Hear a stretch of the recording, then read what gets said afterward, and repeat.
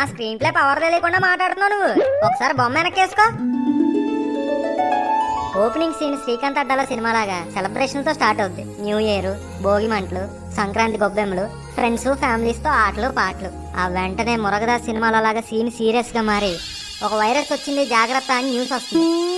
కానీ మనోళ్ళు ఆ విషయాన్ని శ్రీనివైట్ల సినిమాల్లో కామెడీగా తీసుకుని కేర్లెస్ గా 1 మంత్ గడిపేస్తారు. ఇంకా మార్చి ఏప్రిల్ వచ్చేసరికి వైరస్ రాజమౌళి సినిమాలాగా పాన్ ఇండియా వరకు పాకేసి రికార్డుల మీద రికార్డులు క్రియేట్ చేస్తూ ఉంటది. సెలబ్రిటీలు అందరూ ముందుకొచ్చి బయటకు వెళ్ళకండ్రా నాయన అని కొరటాల శివ హీరో రేంజ్ లో మెసేజ్ ఇస్తే, కొంతమంది కుర్రోళ్ళు మాత్రం పూరి జగన్నాథ్ సినిమాల్లో హీరోలాగా డేరింగ్ అండ్ డాషింగ్ గా బయటకు వచ్చి సింగం లాంటి పోలీస్ ఆఫీసర్ల చేతుల్లో చప్పక్ కొట్టించుకున్నారు. ఇంకా తర్వాత శంకర్ సినిమా రేంజ్ లో ఒక భారీ మిడతల ప్రవాహం అటాక్ ఇచ్చేది. ఇది ఎక్కడితో అయిపోదు. దశావతారం సినిమాలో క్లైమాక్స్ లాగా భారీ వరదలు వస్తాయి. ఓ పక్క కరోనా కేసులు, ఓ పక్క మిడతలు, ఓ పక్క వరదలు. ఇలా బోయపాటి సినిమాలో ఫైట్లు లాగా ఒకదాని తరతోటి వస్తూనే ఉంటాయి. వీటన్నిటికీ అలవాటు పడి త్రివిక్రమ్ సినిమాల్లో కామ్గా వెళ్తుంటే వ్యాక్సిన్ వస్తుంది అని కొత్త హోప్ వస్తుంది. నిజమే అనుకుని సంబరాలు చేసుకునే టైంలో వస్తుందరా సుకుమార్ మూవీ రేంజ్ లో ట్విస్ట్, యూకే నుంచి కొత్త వైరస్ దిగిందని. అప్పుడు పడతదరా శుభం కార్డా సార్? కాదు, టు బి కంటిన్యూడ్ అని. చూసావా క్లైమాక్స్ లో కూడా ఎలా షాక్ అయ్యో? ఎలా ఉంది మన సినిమా?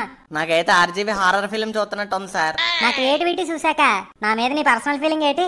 మీరు మాలాంటి మనిషి అయితే బాగుండి అనిపిస్తుంది సార్. ఏ షాలుగా కప్పడానికా? కాదు సార్, కసాబిసా పొడిసేసి మిమ్మల్ని కప్పెట్టాడని.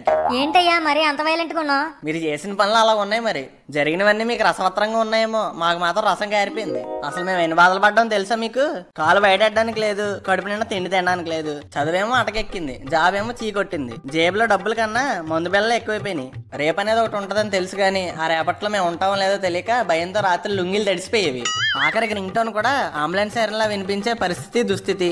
ఈ లాక్డౌన్ వల్ల వ్యాపారాలు పోయాయి, డబ్బులు పోయాయి, ఆఖరికి చెంగుమంటూ తిరిగే 106 ఏళ్ళ మా మామ కూడా పోయింది. మేము ఎక్కడికో వెళ్దాం అనుకున్నాం, కానీ మీ వల్ల ఎక్కడే ఆగిపోయాం. దీనికి మీరేమంటారు?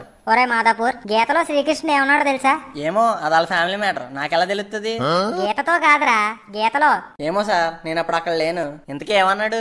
అయిందేదో అయింది, పోయిందేదో పోయింది, కానీ జరగాల్సింది జరగక మాందని అన్నాడు. అంటే ఏంటి సార్, నాకు అర్థం కాల. ఒరే, నీకున్న 100 సంవత్సరాల లైఫ్ లో ఆఫ్టర్ ఆల్ నాదొక్క సంవత్సరం రా, దానికి ఎలా అయిపోతే ఎలారా? జరిగిందేదో జరిగిపోయింది, జరగాల్సింది ముందుంది. బాధపడ్డం మానేసి ఫ్యూచర్ మీద ఫోకస్ చేయి. అయినా అందరూ డబ్బని, పేరని, స్థాయిని ఒక చట్టంలో పడి కొట్టేసుకుంటున్నారా? కానీ అటన్నిటికన్నా ఆరోగ్యమే ముఖ్యం.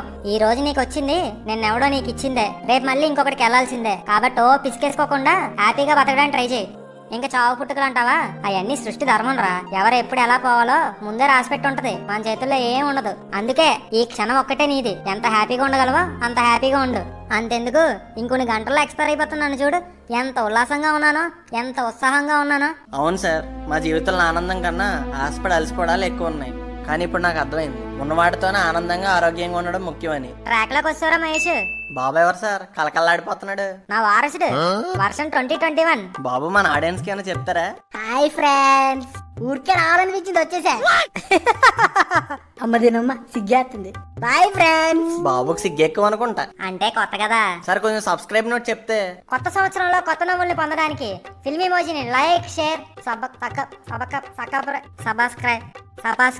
సబ్స్క్రైబ్ చేసుకోండి. అలాగే కింద ఉన్న గంటను మాత్రం కొట్టడం మర్చిపోకండి. Wish you happy new year. Download Moj.